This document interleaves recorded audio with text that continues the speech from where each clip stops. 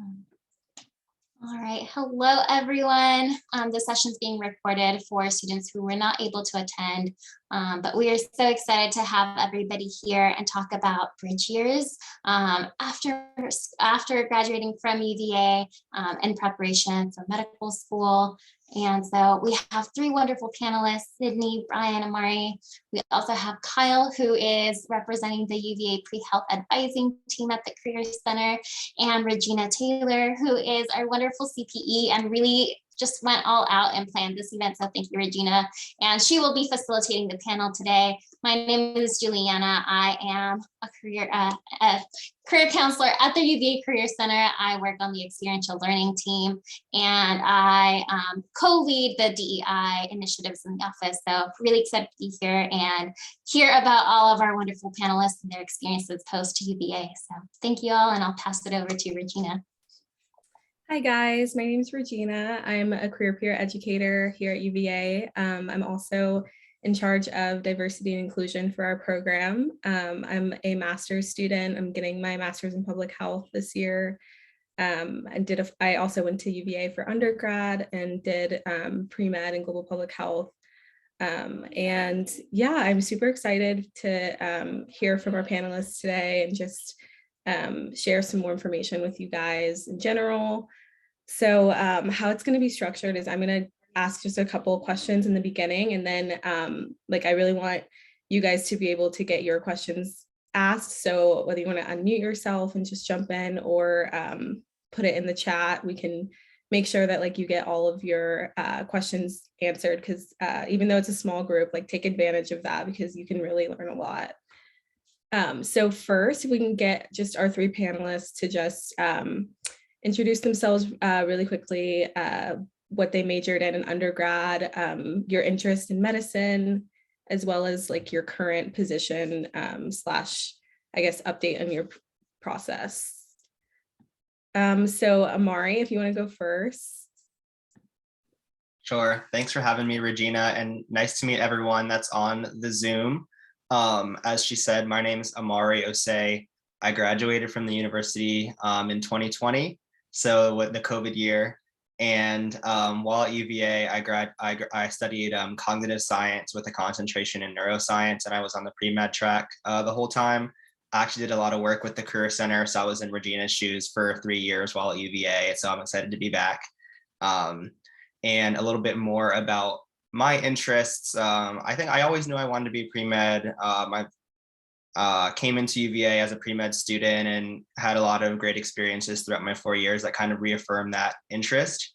But I knew that I wanted to take some time off after graduation to pursue some more hands-on learning and get just a better understanding of what the US healthcare looked like and what service looked like. So what I'm doing now after graduation, I moved down to Chapel Hill, North Carolina. I'm doing a 2-year AmeriCorps funded fellowship program called the MedServ Fellowship. And I'd be more than happy to just send out information about it, or send it to Regina and the Career Center team so they can blast it out to you all. But it's been a really fantastic program for me. As I said, it's an AmeriCorps program, so it's really focused on service. And while most AmeriCorps programs are kind of in the education sector or local government sectors or things like that, this is actually a healthcare focused program, which is pretty unique. And our program places their fellows at primary care sites across the state of North Carolina. So some of our fellows are in really small clinics in rural North Carolina. Some are at migrant farm worker clinics in the western part of the state. Some are at federally qualified health centers. Some are at free clinics. And some are at more academic centers. And that's kind of where I am. So I'm doing my 2-year fellowship for MedServ at UNC Family Medicine Center here in Chapel Hill, which is the largest primary care site in the state. We serve around 23,000 patients a year, have 70 doctors, have half of those being resident doctors in training. So it's just been a really learner-centered environment, a really patient-centered environment, and I've really enjoyed my time. What I'm doing specifically with MedServ at UNC is working part of my time as a medical assistant, working one-on-one with our doctors, rooming our patients, assisting with procedures, getting vitals, listing chief complaints, things like that. And then a bulk of my time is actually spent as a care manager on our population health team. So this is a team comprised mostly of medical social workers and the MedServ fellows such as myself that are placed at our clinic. And we do care management work for our more complex patients, do a lot of healthcare system navigation work. It's a lot of addressing like non-clinical barriers to care. So really like tackling a lot of like social determinant of health issues, like hands-on, that I'm sure you guys have all talked about in your like public health oriented classes or just like in different classes at UVA.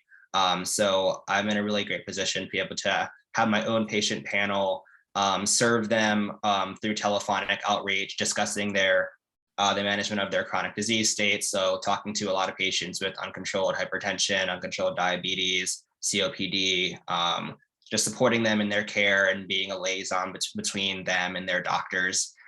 So doing a lot of health education stuff as well, and motivational interviewing and health coaching and stuff like that. So it's been a great experience, and I'm happy to share more about it as the hour goes by. But that is just a little bit about what I'm doing now. And I'm finishing up my second year, and I'll be starting medical school somewhere in the fall. I'm not sure where I'll end up yet. Awesome. Thanks, Mari. And for anyone who's joined, so we're just getting the panelists to introduce themselves right now, and then it's going to kind of turn over to you guys to put questions in the chat. Feel free to turn your camera on if you can, so that it can feel more like conversational. I understand though, if not. So yeah, if Sydney, if you want to introduce yourself next and just tell us a little bit about like your major and undergrad, interest in medicine, and then what you're doing currently. Yeah, absolutely.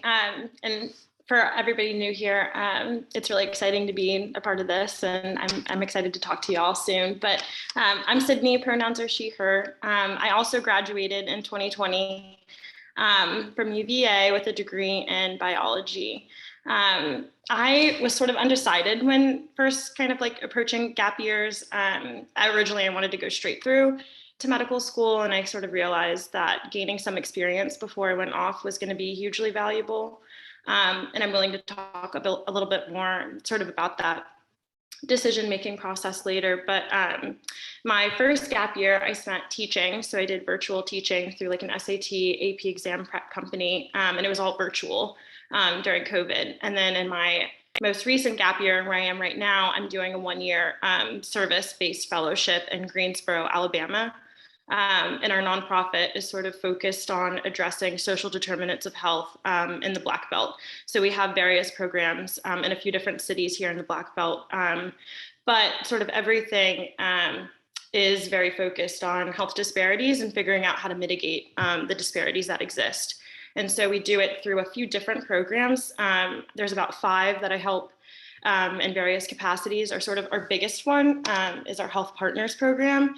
And the Health Partners program is really about like meeting patients where they're at and helping them achieve their health goals. Amari kind of touched on that, like motivational interviewing and health coaching. That's very much so a part of what we do. And then when I talked about disparities, so for me, it looks like maybe picking up a patient and taking them to an appointment, and then sitting in that appointment and helping either helping in like the communication aspect of the appointment, or in implementing like the health behaviors after the fact, or monitoring like medication adherence and that kind of thing. So it looks very different patient to patient. I have about 10 that I'm working with. But our Health Partners program is really about meeting patients where they're at, figuring out what their needs are, and then addressing those needs. And so our nonprofit, it is like community health focused. So the rest of our programs, like I mentioned, social determinants sort of deal with that. So we have like a community center program. We have a housing program for individuals in the community that are like struggling either with finding housing or maintaining independent living. And so it's a housing program for women with mental illness, and supporting them as they either transition like from a hospital to independent living, or otherwise. We're in the schools a few days a week. So I do tutoring and support for elementary schoolers.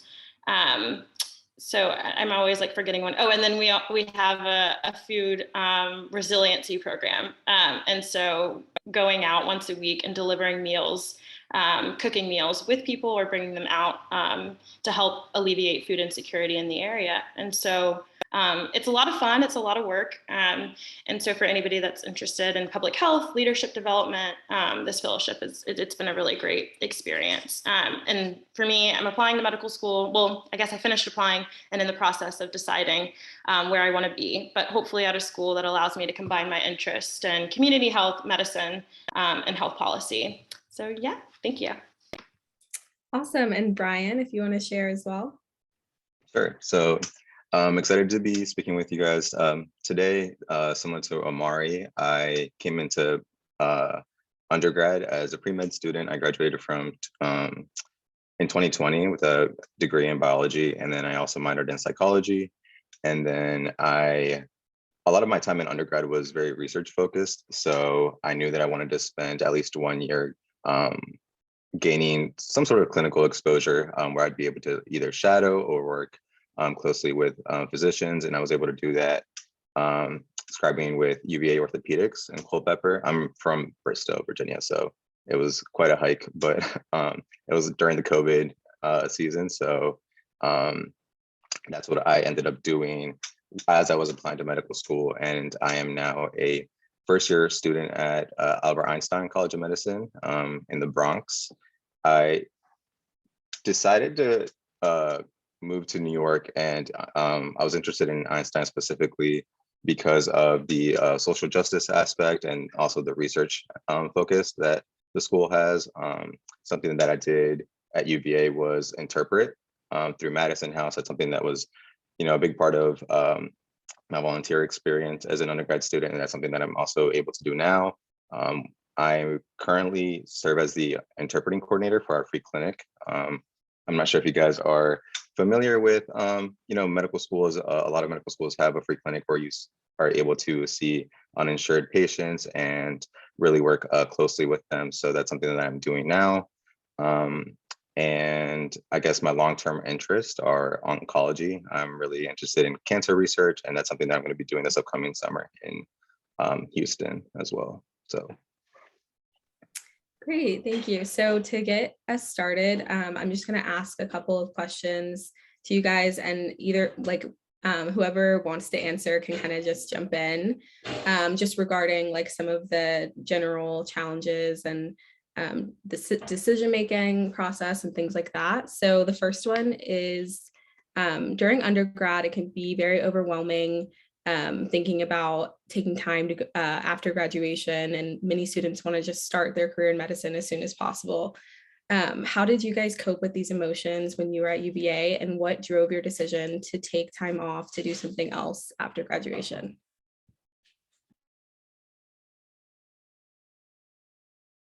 I can jump in. This question feels very close to my experience because I definitely came into UVA thinking, I set up my classes to get it all done in 2.5, 3 years, and set up my schedule in a way that would allow me to go straight through.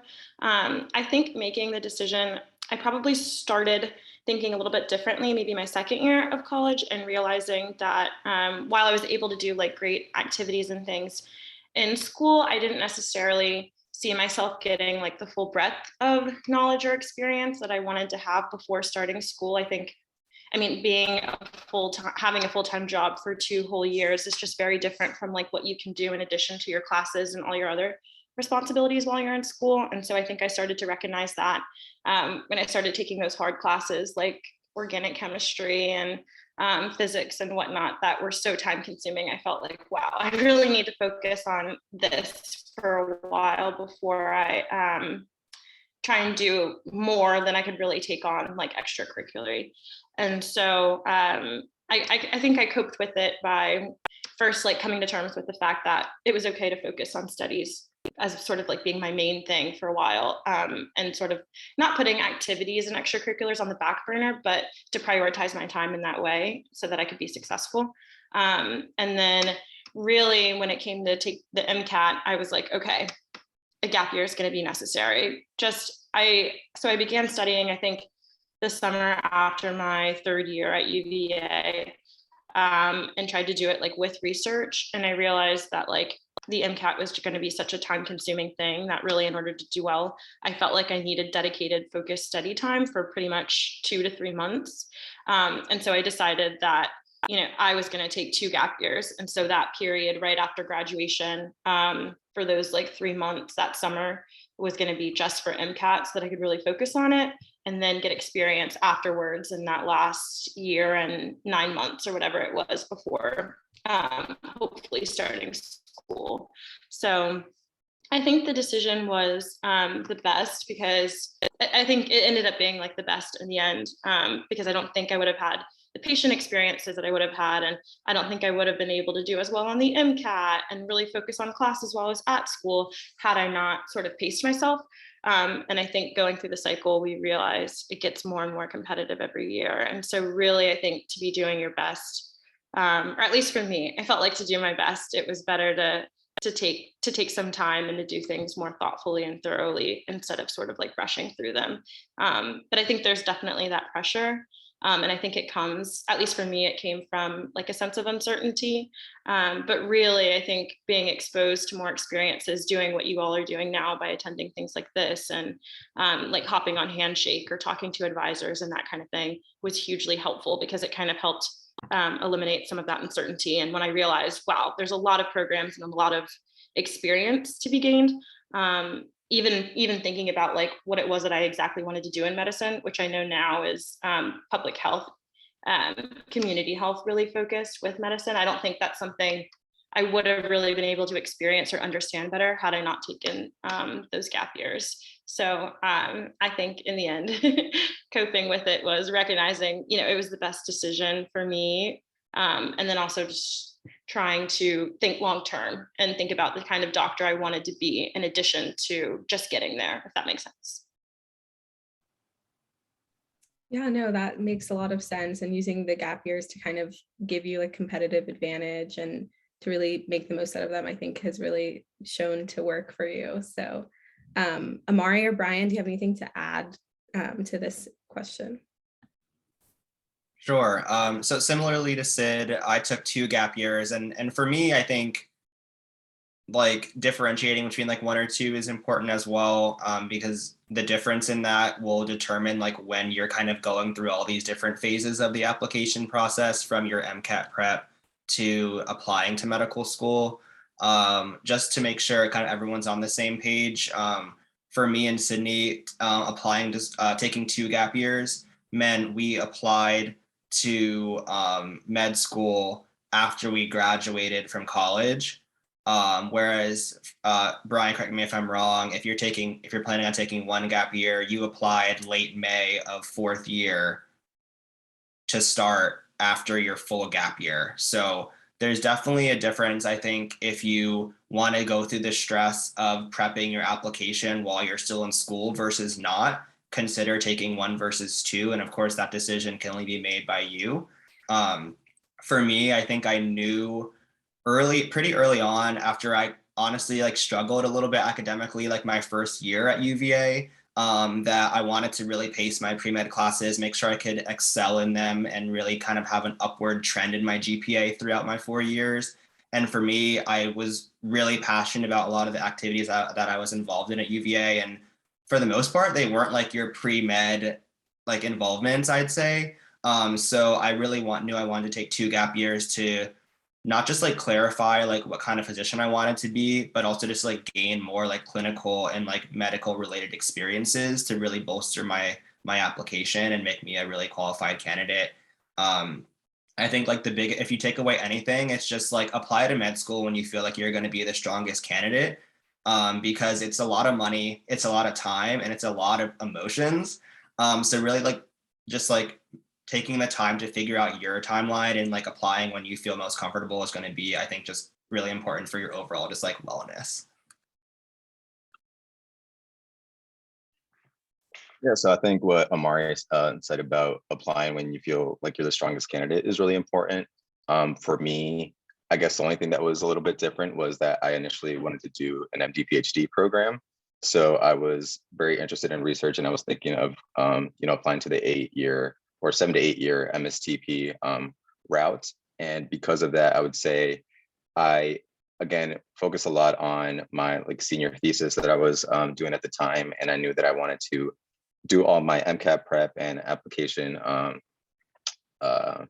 materials towards the end of my 4th year, which is what Amari said. I believe I began around March of my 4th year, prepping for the Mcat. It was also getting delayed because of COVID, so it actually stretched a little bit into the Mcat and applications kind of merged together at the time, which was a little bit stressful. But I would say that the biggest thing was, you know, getting the clinical exposure and also being able to put academics and applications aside.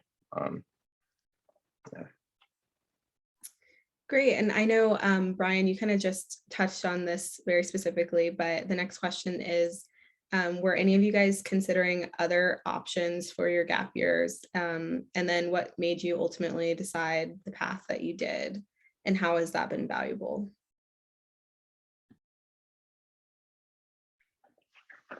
Yeah, so I think with me, I think Amari and I used to work in like the same lab floor with research. So I was, you know, speaking to a lot of the MSTP students in that lab, also with my mentors, and ultimately decided that with the amount of research that I hope and like plan to do in the future, an MD degree would be, you know, enough to, you know, kind of do that partial clinical or patient care side of things, and also the research on top of that.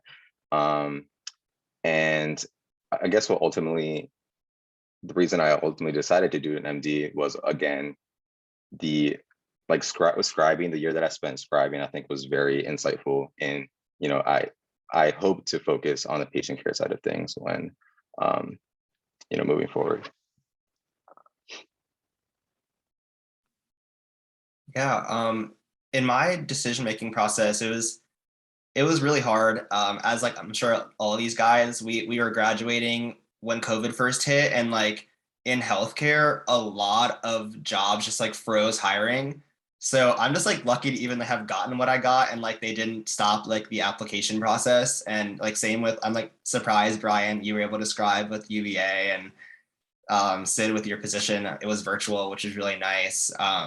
But for me, I wasn't really sure what I wanted to do. I had taken Professor Rick Mays' class, and I TA'd for it, and Sydney was in my class. And I just absolutely loved it. I also took another course at UVA in my 3rd year that was all around like health inequities in the US. And I kind of knew that I wanted to better understand just like what US healthcare looked like before jumping in, understand its nuances a little more, understand like how policy affects like healthcare delivery and access.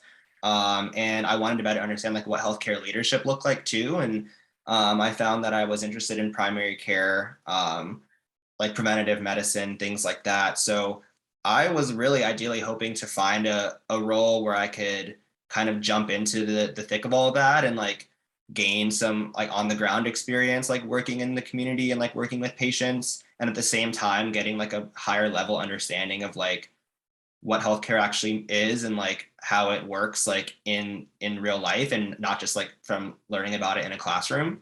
So with MedServ, like I kind of got the best of that, and I feel really fortunate to have like to be able to say that. But I think if I didn't end up choosing MedServ, I was considering potentially like getting an MPH during my gap years. I even like started the SOFAs application at one point. And it just like, I spoke a lot with like career counselors at the Career Center, like Michelle Ball, a lot of like the advisors and mentors I had kind of like formed like while at UVA. And I ended up just like swaying away from that just because one, I like it's cost money, which is something to consider. And I think I wanted more like work experience and didn't want to necessarily be a student for a little bit. So that was like kind of a big part of my decision-making process.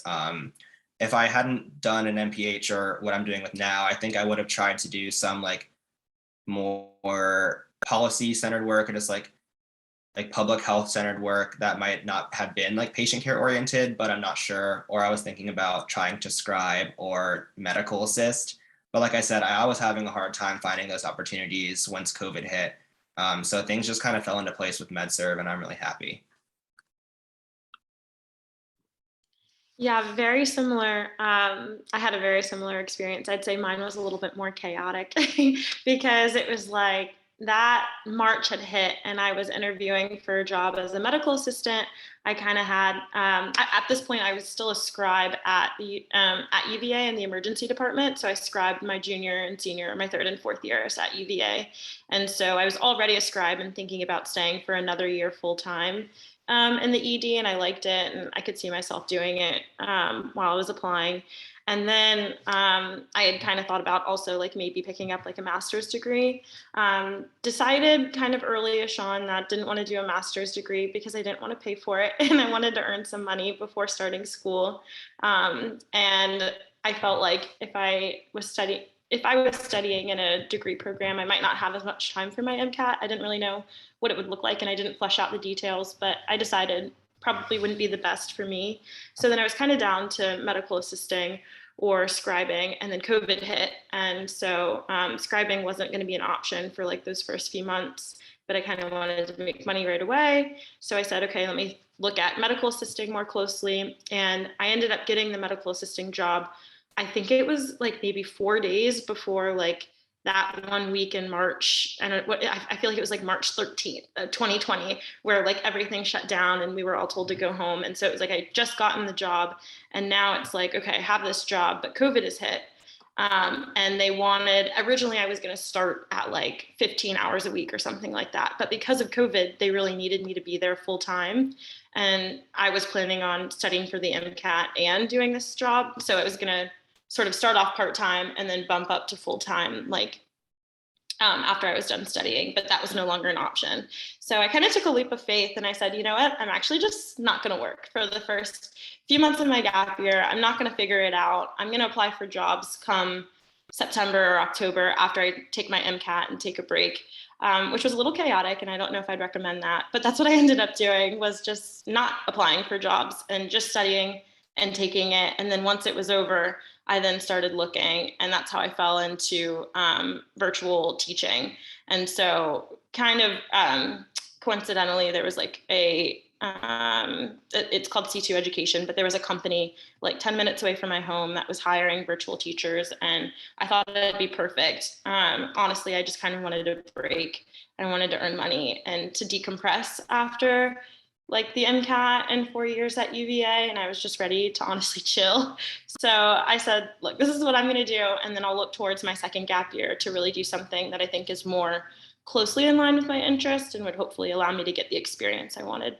So once I started my first gap year job after I took the exam and whatever, then I started looking at more opportunities. And then through talking to Rick Mays, which Amari mentioned, we were both students in his class, and he kind of became one of my mentors.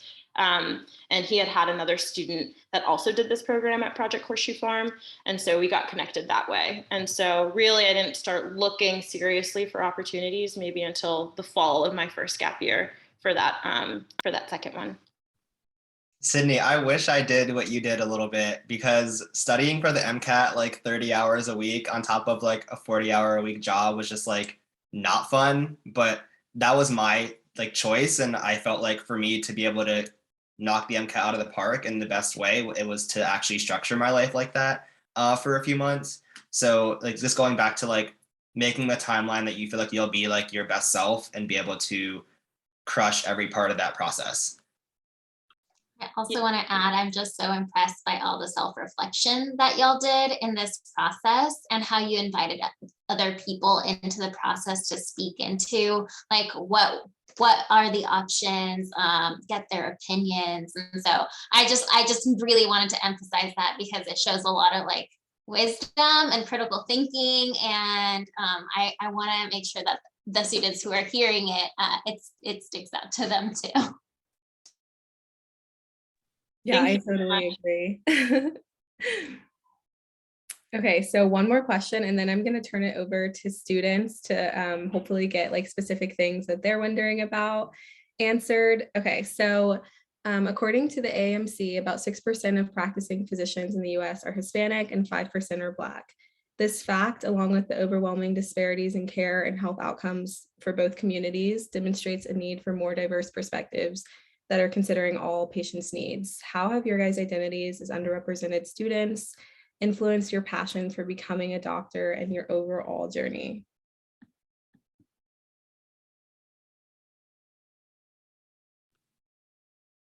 Yeah, it's a huge question. I'll start a little bit and just kind of share, I think, what I've experienced in my 2 gap years at UNC Family Medicine, and how it shaped kind of what I think my importance is, and kind of going into this profession and what it means for the patients I'll serve and the communities that I'll work with. I think, is being a Black man going into this field is huge. And I've seen kind of the connections that I've been able to make with like my Black or African American patients working as their care manager. And I think what we're able to discuss and kind of be honest about and build trust around has been really unique, and I think has benefited a lot of patients that I've worked with.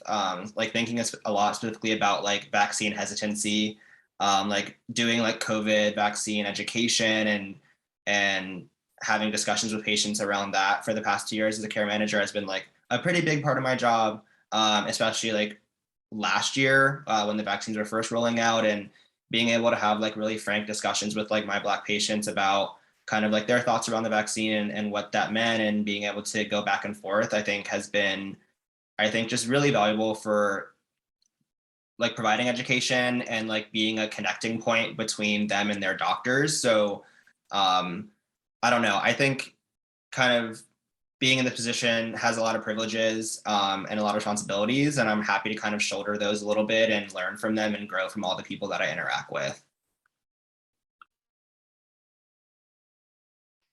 Yeah, absolutely. Similarly to Amari, I think in my experiences here, in my fellowship year, just getting the opportunity to interface with a lot of community members that might not otherwise trust their doctors, or well, not even their doctors as individuals, but sort of like the medical establishment, just sort of like as an institution. I think we're given a really special position, and Amari already touched on this, but a special position like as Black and Latinx physicians, like to interface in a more, I think, just candid way. I think when you know someone and their experiences and their background and their culture, there's just a different way in which you can connect. And so being able to do that this year has been so huge, and I think illuminated like my understanding even more of how important it is to like have doctors and have people in medicine that look like the community that they're serving, because it does sort of enable and foster more trust. And even that being said, I think for me, I'm just so passionate about medicine and mitigating health disparities. I don't know if that is directly because of my identity, or maybe because like I feel just so aligned with those issues because of like either things that have happened in my life or my family, and sort of seeing, maybe I'm projecting a little bit in a way of like what I've seen like onto the communities that I serve. But I think that we as physicians are going to be informed in a little bit of a different way than maybe other doctors would. And I think that's okay. And I think it sort of gives you a unique opportunity to bring a different passion to the field, and maybe make people care about things that they normally or otherwise wouldn't. So I feel very lucky too to be given this position. And hopefully, I think through sharing experience, we can touch on that a little bit more if you want later. But I think what's cool is just being able to like have these platforms to talk about it more, and hopefully give you guys the tools that you need to get to that level too. But very important, and I think just the issues that we care about are things that we'll be able to make positive change in the field.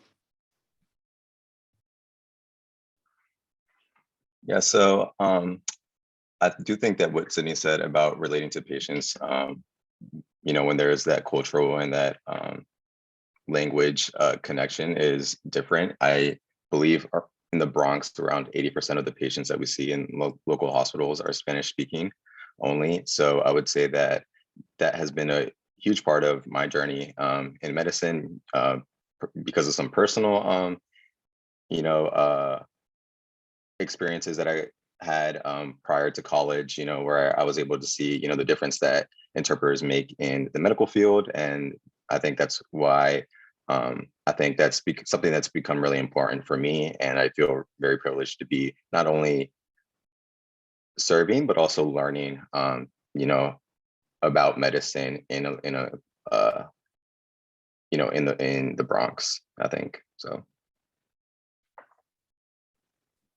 Yeah, absolutely. So thank you guys. And I'm going to now turn it over to students. If you guys want to put in the chat, unmute, whatever's easiest for you, because I know that this is your time to like get your questions answered as you're going through this journey or looking for insight on certain topics. So I really encourage you to take advantage of it. And since it's a small group, like you really have time to get all of your questions answered.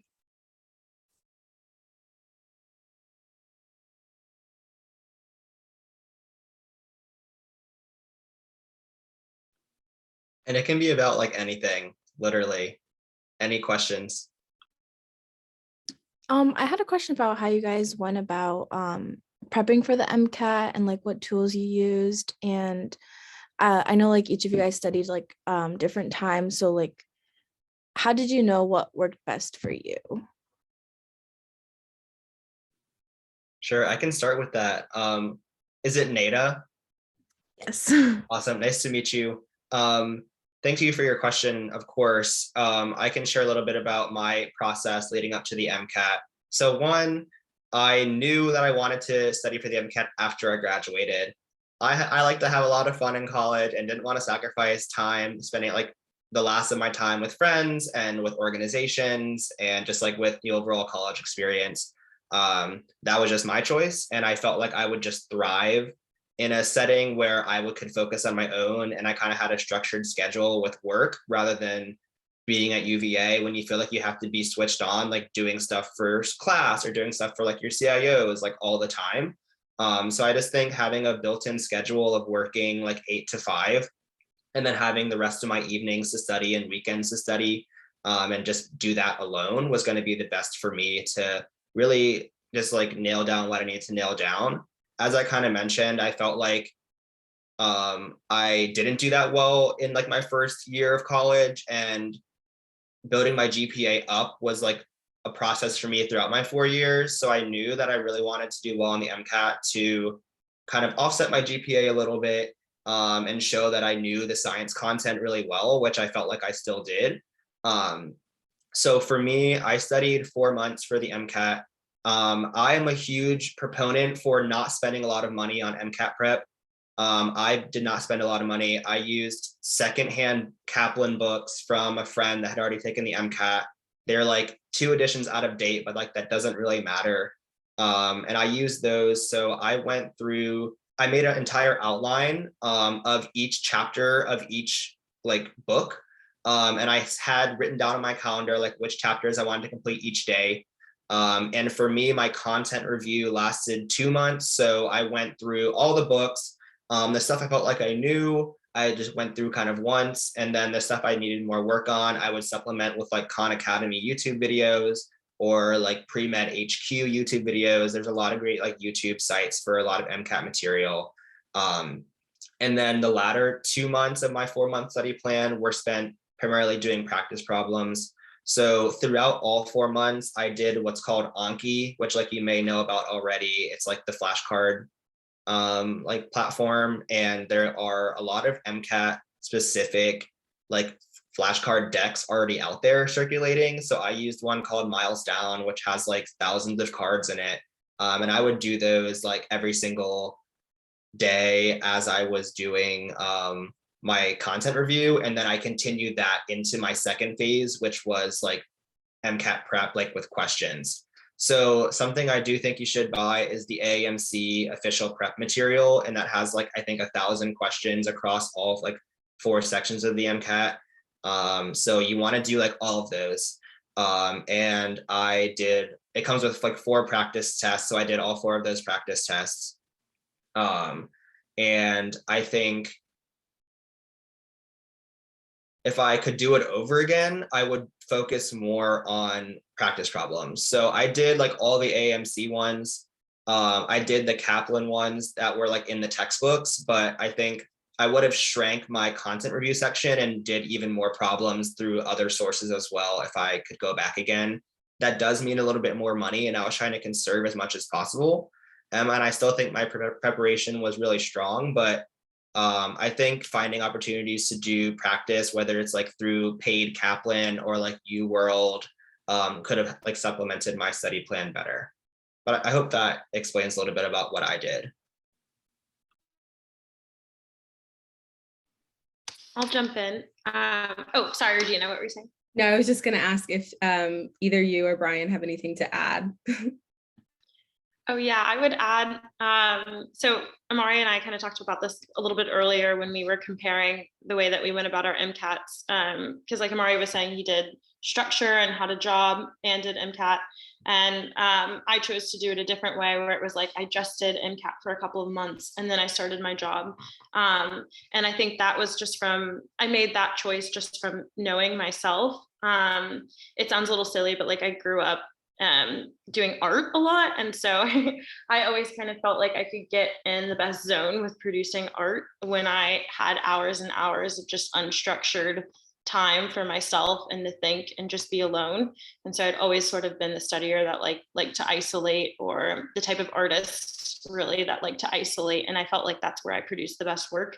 And so I don't know if the connection was like, I don't know if that was the right thing to assume, but that's what I assumed about myself from the experiences and that I had that really sort of like focused, unstructured time to be free of distractions from other things was the way in which I was going to perform at my best level. And so I chose to do it that way. And I think I went about studying in a very similar way. So I don't really have anything to add onto that. Tried to conserve money as much as possible. Did like the Anki decks, the UWorld, all of that. So I think the actual way in which we studied was very similar, but I waited to work until afterwards. Yeah, so my MCAT was rescheduled a few times. I was scheduled to take it in March, and then because of COVID, I ended up not taking it until July. So I feel like I trialed a lot of different ways to study because I had to fill in those gaps of time that it kept getting pushed back. I guess Amari's not going to agree with me, but I did enroll in a structured program to kind of go through like the first pass of material. I knew that that's probably how I wanted to, I guess, relearn the material that you take during those first couple of years of college, like Gen Chem and stuff like that. So I did want some sort of structured program, and then I would say that that was very helpful. But the peak of my studying was actually, like Sydney said, during the summer. Like, had just graduated from college, had some time off, and that's what I did for about 2 months of just independent study using those books. I used Princeton Review, which I think is very similar to Kaplan. And I would also recommend using Anki. That's like a huge tool that you could use. I don't know if Amari used it for like other sections, but I personally used it for like the psychology section of the MCAT. And then the practice questions on UWorld, I also used before, I guess, officially taking like those practice tests from the AMC. Awesome. And we have a question in the chat from Nahor, and it's what are some programs or experiences that pre-med or pre-health students could do in order to get experience outside of the academic year, especially during the summer? One that I did the summer after my second year, I actually did with Amari, was the Summer Medical Leadership Program through the UVA School of Medicine, which is for, I think, predominantly Black and Latinx students, but is technically, I think, open to anybody that's sort of interested in leadership and health. That's from like an underserved background in medicine. And so that program was, I think, wonderful. It's like exposure to medicine. So you get so many like shadowing hours and different sort of like facets of medicine fields you get to shadow in and explore. They have sort of like a leadership seminar series. We had talks from professors of medicine, people in the Batten School, et cetera, et cetera. We had like some service-based experiences through that program, some volunteer experiences. So it was really sort of a robust program to be introduced to medicine. So that's the SMLP program. And then it's very similar to the SMDEP program, which is the summer medical and dental. I think I butchered that, but the official summer medical and dental program, I think, is more sort of nationwide, and there's like an application, and you can get matched up with different schools. But UVA specifically has SMLP, which is very similar to sort of the nationwide, I don't know what you'd call it, the quintessential summer program for underserved students in medicine. But SMLP was very similar, and I think you got the same things kind of out of it. So there's that. Some other opportunities are like research-based programs. So I think there's a lot of opportunities to do like those 6 to 8 week programs at like various either like academic institutions or medical institutions or whatever it is. And then, so I was going to say like research, SMDEP, SMLP, and study abroad. I don't know if that's necessarily like very necessarily medicine related, but that's something that I did too. Was I studied abroad for May term, and I did a public health class in Guatemala. So that was maybe not necessarily like patient care related, but was helped me like explore interest in medicine and get a better sense of what I wanted to do. Yeah, studying abroad is like, quote, like really difficult when you're pre-med. I think if you have the opportunity and like the ability to do so at some point during your college career, I definitely recommend it. I was fortunate enough to like just go to Rome for a J term right before COVID hit. And I was just studying like art and architecture, and it was just like the best thing I've ever done. Not related to medicine at all, but like it came up in like so many of my interviews for schools just because they were like, oh, like you went to Rome for a study abroad, like tell me about that. I just like got to tell them like stories, and they like ate it up. So I definitely recommend doing study abroad if you can at some point. Doing a program like SMLP was great to just like gain more exposure to medicine. Volunteering is huge if you can volunteer. Of course, this is like unpaid service, but I think service really like shines through, and there's opportunities to like do paid work and then like work and then do service part-time as well.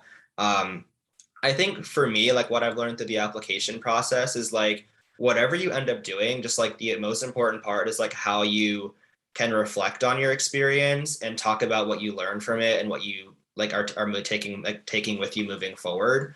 Like that can be anything from like working like as a server at a restaurant to doing service to doing something like career counseling as a student to doing anything like as long as you can like kind of make your own narrative and like discuss and advocate for yourself and like the experiences that you've done and the skills you've gained, like you will go really far, because medical schools like want people with like varied experiences and backgrounds. So just being able to write about yourself is going to be key as you move forward. And I think I'd encourage you all to just like keep a journal like just throughout your time to jot down like memorable experiences, like moments, like how you felt in certain interactions with people, because those can end up being kind of like threads like in your application and just what you talk about in interviews and what you write about. But I think other than that, like one key volunteer experience I had was with Camp Holiday Trails. We actually went there with with SMLP for like a day. It's a camp in Charlottesville for kids with chronic health needs. And they have camps throughout the summer. And like there are several UVA students that are counselors there throughout the summer. After I was there for a day with SMLP, I had like some free time in the rest of my summer after it ended. And I actually reached back out to them, and I got to volunteer there with the campers for like 2 weeks during one of their clinics. And that was just like one of the most memorable things I've done throughout my 4 years. And I definitely recommend, like, if you're in Charlottesville for a summer, like looking to get involved with Camp Holiday Trails. They always need people, and it's a great organization with a great mission.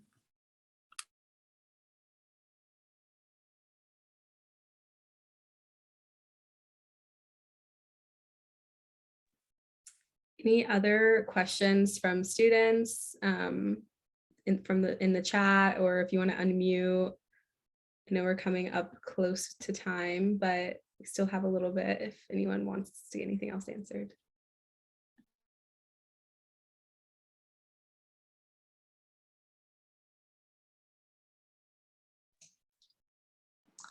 We can also Hi. create time. Oh, go ahead. Does somebody? Yes, Jessica, go ahead. Hi, I was wondering if you guys would maybe be able to share the contact info for anybody you guys shadowed. I'm having like a hard time finding people to shadow, especially if they're a minority. And I just feel like I really need that connection to be able to kind of like really, okay, like, yeah, they struggled to get to where they are, but here they are. And I just want to be able to see that and shadow someone that looks like me. So I don't know if you guys have any contact information that you guys could pass on.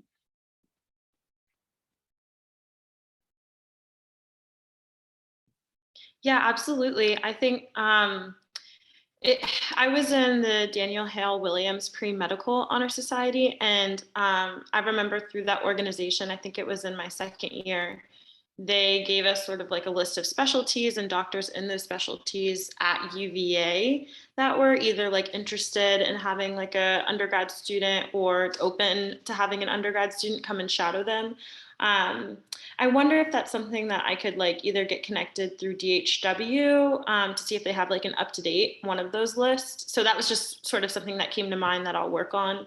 But the other thing is I would be more than willing to share. There's a couple of doctors that I like personally shadowed even outside of that at UVA that I think would be open to it. I haven't talked to them in like a while, so I'll reach back out and see if I can get that for you. So a couple of mine are at UVA. I think the rest of my shadowing I did sort of like out of state when I was affiliated with different research institutions. So probably wouldn't make like in New York and that kind of thing. But there are a few at UVA. So I'll get those. I'll just pop in to say as well, Jessica, thank you so much for that question. It can be kind of tough, and just from the pre-health advising standpoint, we would love to talk with you and kind of show you the process, because there are some couple different ways of like the UVA Find a Doctor page and UVA People Search that we can kind of help you get some contact information with different doctors. And so we can definitely help walk you through that too. Yeah, definitely reach out to folks like Kyle. Like Sydney said, groups like DHW for undergrad are great for connecting you to opportunities. And DHW works closely with UVA School of Medicine's SNMA, which is the Black student organization, as well as LMSA, the Latinx Medical Student Association. And those medical students that are at UVA are really committed to working with UVA undergrads. And I think we'll be more than happy to also connect you to folks at UVA, the physicians they work with day in and day out for shadowing.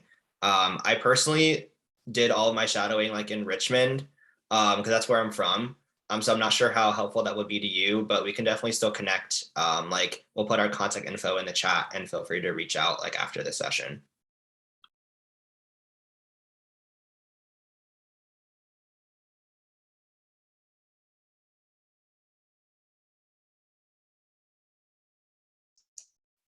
Awesome. Well, what I was going to say earlier, and Jessica, thank you so much for that question. Yes. So what I was going to say earlier was Kyle is here to just share some resources as well. And so I'd love for her to have the last few minutes to share about how y'all can stay involved and get support from the Career Center as well. Yes, sure. Thank you. I'm going to try to pull up some links while I'm talking as well. But I'm kind of here on behalf of pre-health advising, and thank you all so much, Juliana and Hunter and Regina, for working on this, Sydney, Amari, Brian, for being on the panel. This was all incredible information, and I learned so much from all of you. And so the biggest thing that I would say in terms of pre-health advising to make sure that you can stay up to date with us on is our newsletter, the Pre-Health Pulse. We work hard on it every week. I don't write it, but Brennan, who is one of our advisors, works really hard on it every week. And you can create your sign up for that through your Handshake profile. That is probably the biggest way to stay updated with tons and tons of bridge-year opportunities, clinical opportunities, different things that are going around UVA, around Charlottesville. Different places will email us and specifically to put in this pre-health pulse. So make sure that you sign up for that. And if you're already signed up for it, make sure that you're reading it. every week because it is incredibly beneficial. But we do appointments every day, whether that be virtual or in person. You're welcome to do that via handshake or come over to the stadium. We're available kind of between the hours of 8 and 5. And then we are in drop-ins every day in Clemens, on the second floor Clemens, from 1 to 4:30. And so you could pop by any of those days and just ask us whatever questions that you may have. You don't have to pre-schedule an appointment. You can just walk in and ask us anything, and we'll definitely work really hard to walk with you through whatever you're facing. Sydney found out for medical assistant position through the polls. See, always comes back to the polls. So yeah, those. Oh, and another plug. So hopefully y'all will see how successful people like Sydney, Amari, and Brian are now, the fact that they use the polls. But yeah, those are kind of like my main resources. Make sure that you're signed up for the newsletter, as well as just kind of visiting us at any point. We'd love to talk with you. It doesn't matter where you are on the pre-health journey. You could come in and say, you know nothing, and we will work with you from there and really help to support you. We'd love to get to chat with you. So thank you so much for doing this and allowing me a little airtime in here. Yeah. Regina, I'll pass it back to you if you'd like to wrap us up. But I just want to say thank you so much to our panelists, Sydney, Brian, Mari. Thank you. Just as you're talking, I really do hear you saying, like, I am patient-centered. And I am so excited for the patients that you already, the people that you already get to work with, the patients that you're in contact with. And I can't wait. Like, I hope you stay connected with UVA, come back year after year, and share about your journeys, because what you're doing is so meaningful and inspiring to the students who are figuring out their own journey. So thank you. Yeah, thank you guys so much for joining and for your time. It really means a lot because I know how busy you guys are. And I mean, you guys have all been so informative and inspiring for me, as well as I know like the other students here. So it really means a lot to us. And of course, stay connected with the Career Center. I'd love to, you know, I mean, I guess I'm about to graduate. I keep forgetting, but I'd love to like, I'm going to be with the Career Center forever probably, but continue to like link you guys with students who I meet and things like that. So if you guys are okay with it, like if you want to put your computing IDs or I guess your emails in the, or I guess I already have them. So if I can send them to students who attended, if you guys want to put your computing IDs in and just like, so you can have that as a resource. And if there's anything else last minute that any of the panelists want to add or anything, feel free to. But other than that, thanks again for your time. And I hope you guys have a good rest of your evening. Thanks all so much. Feel free, like students, to reach out, and this will be recorded. So just pass along, like if anyone that watches this later potentially like wants to reach out, please do so. I'm always happy to connect with folks, especially UVA students.